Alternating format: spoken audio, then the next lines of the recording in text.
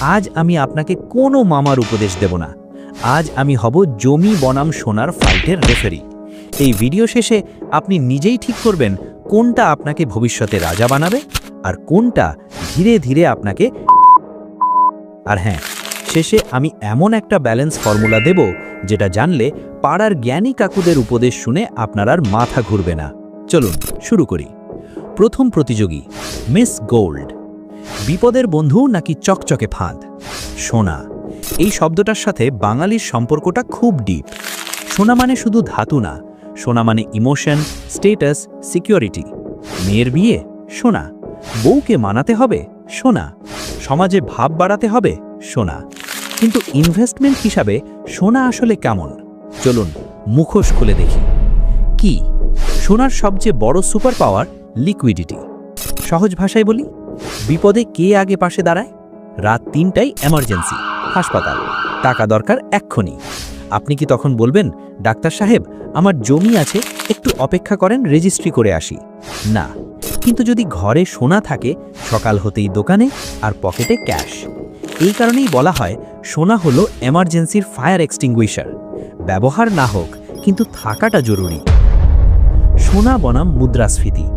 এখন আসি আর একটা নীরব শত্রুর কথায়, ইনফ্লেশন।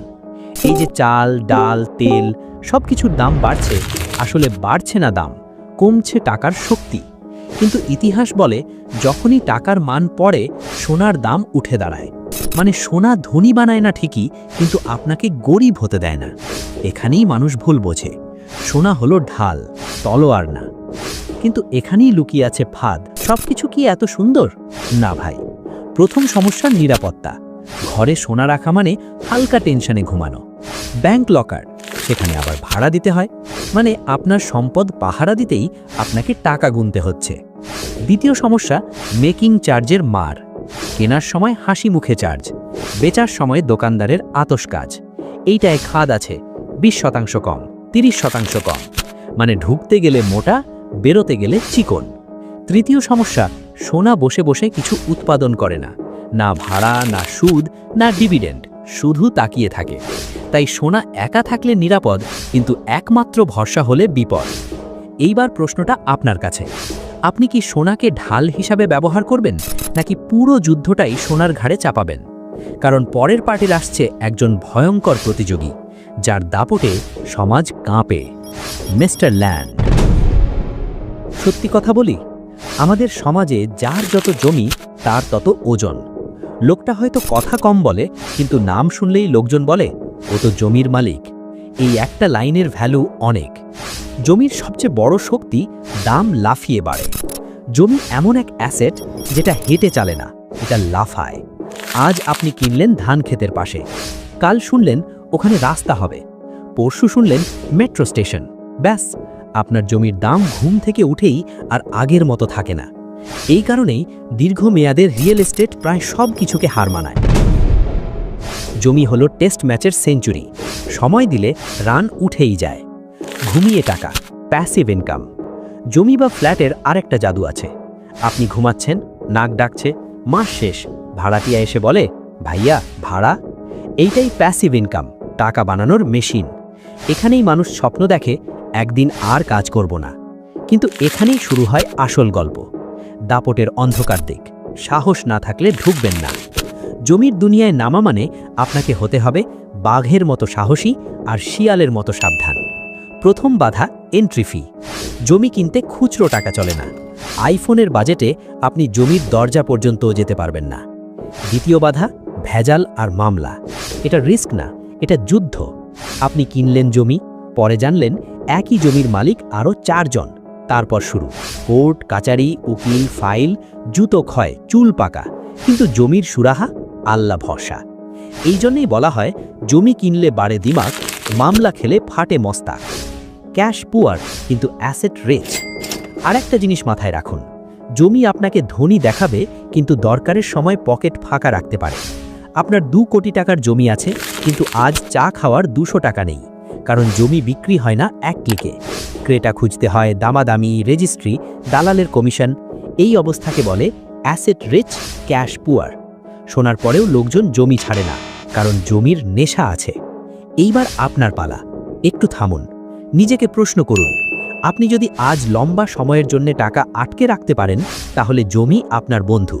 কিন্তু যদি আগামী 2-3 বছরে টাকার দরকার পড়ে, জমি তখন বোঝা। কারণ জমি ধৈর্যের খেলা, তাড়াহুড়ো করলে এই খেলায় হার নিশ্চিত। আর এখানেই আসে সবচেয়ে গুরুত্বপূর্ণ অংশ, যেখানে আমি বলবো কোনটা নেবেন, কতটা নেবেন আর কিভাবে নেবেন, যাতে পরে মাথায় হাত না দিতে হয়। শেষ রায়, স্মার্ট মানুষ কি করে?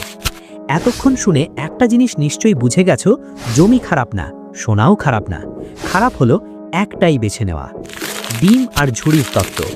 একটা কথা মনে রাখো, সব ডিম এক ঝুড়িতে রাখলে ঝুড়ি পড়লেই সব শেষ। সব টাকা জমিতে ঢুকালে এমার্জেন্সিটা আপনি আটকে যাবেন।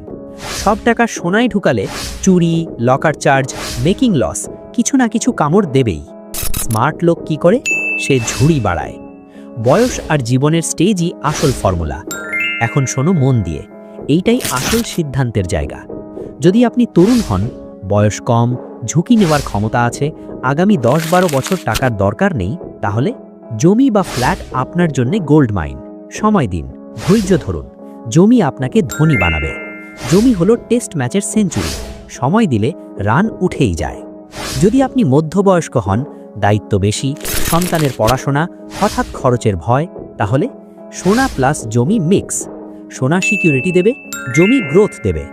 যদি আপনি বয়স্ক বা ক্যাশ দরকার হয়, মেয়ের বিয়ে, চিকিৎসা, রিটায়ারমেন্ট, তাহলে সোনা আপনার ঢাল। কারণ যেটা ভাঙানো যায় না সেটা বিপদের বন্ধু না। Perfect balance. ধরুন আপনার কাছে 100 টাকা আছে, 50 টাকা জমি বা ফ্ল্যাট, 30 টাকা সোনা বা গোল্ড বন্ড, 20 টাকা ক্যাশ বা বিজনেস বা ব্যাংক। এইটাই স্মার্ট ইনভেস্টরের ম্যাপ। না খুব সাহসী, না খুব ভীতু। একটা কথা মনে রাখবেন, বিনিয়োগ মানে শুধু টাকা বাড়ানো না, ঘুম শান্ত করা।